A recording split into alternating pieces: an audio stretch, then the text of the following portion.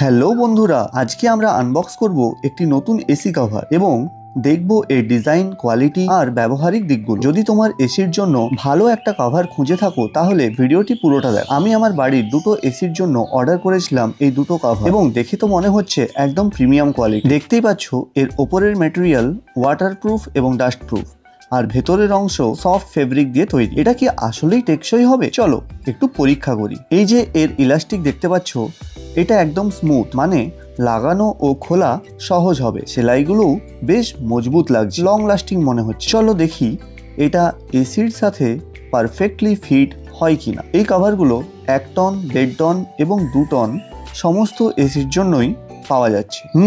সত্যি দারুণ ফিটিং। এতে ধুলো, জল বা অন্য কোনো ময়লা সহজে ঢুকবে না। আমার মতে এই এসি কভারটি দারুণ, ডিজাইন ভালো, কোয়ালিটি টপ নচ আর ব্যবহার করতেও সহজ। যদি তোমার এসির জন্য একটা ভালো কভার চাও তাহলে এটা ট্রাই করতেই পারো। আর লিংক পাওয়ার জন্য কমেন্টে শুধু লিংক লিখে টাইপ করো, আমি তোমাদেরকে এই কভারের লিংক ইনবক্স করে দেব।